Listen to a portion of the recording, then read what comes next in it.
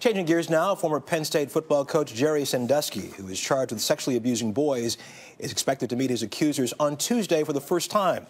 It will be during a preliminary court hearing. Meanwhile, Sandusky's wife denies knowing anything about the alleged abuse.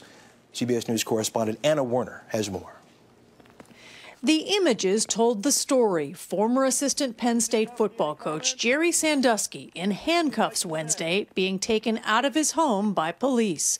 Later that same day, he was on his way to jail, where for the first time he spent a night in custody, his bail set at $250,000. The reason? More allegations that he sexually abused young boys. Sandusky is now charged with molesting a total of 10 children over a span of 15 years. He faces a total of 52 counts of child sex abuse.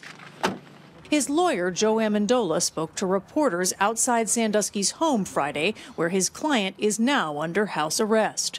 Jerry Sandusky has maintained his innocence. This week, in a second grand jury report, even more disturbing details came to light about two more alleged victims.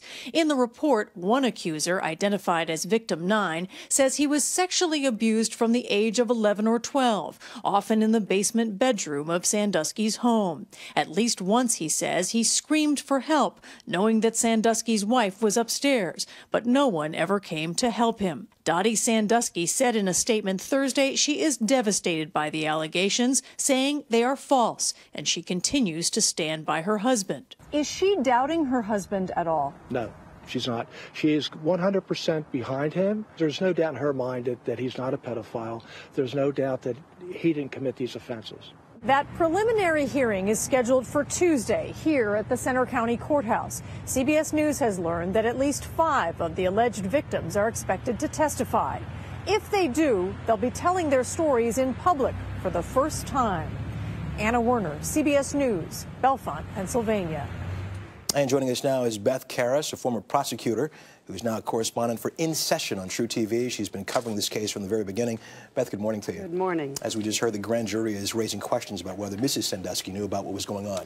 If, for the sake of this conversation, if she knew something was happening, could she face charges as well? Yes, if she knew, but that's a big question. And what we know right now, based on these 2 grand jury presentments or reports, there's not enough evidence. But if any of these accusers says that they actually told her what was happening, or they saw her in the room and she walked away, then there's evidence, if it's credible, that she knew, and she could be charged. She has been very quiet in this case. She came out this week, as we just heard, and defended her husband. Why do you think she's speaking out now? Well, I think she's speaking out now, excuse me, because victim number 9, that accuser, has actually almost implicated her, saying, I knew she was in the house, I'm screaming for help. He says he was being raped at the time.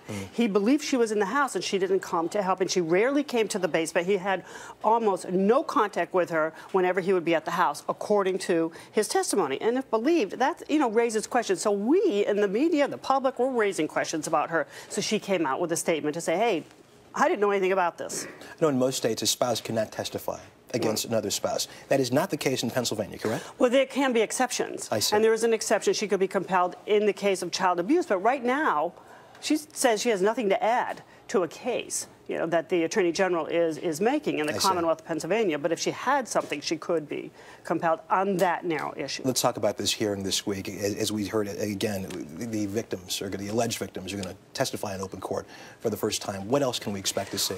Well, we know that these 2 complaints that involve 10 accusers, but 8 of them testified in the grand jury, 2 are unidentified, will be joined. So there will be evidence next Tuesday about all of them, not just the first one that was a month ago, okay? They've been joined. We don't know that all of them are going to testify, as we just heard. She said maybe 5 will testify. And I've been told by the Attorney General's spokesperson that there are other ways to get the testimony in. I'm told also hearsay is not admissible, but I don't think they're going to use the grand jury testimony. They are going to address all of them, but he won't see all of them, I don't think. You just got back from State College last night. Yes. It's been more than a month now since this case first broke.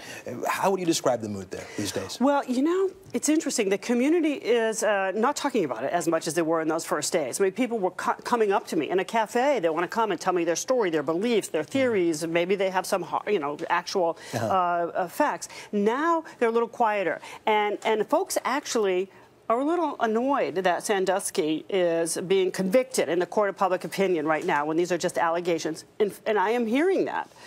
from people there. They want this to play out in the system and let the chips fall where they may, but let's not convict them yet. Of course, of course.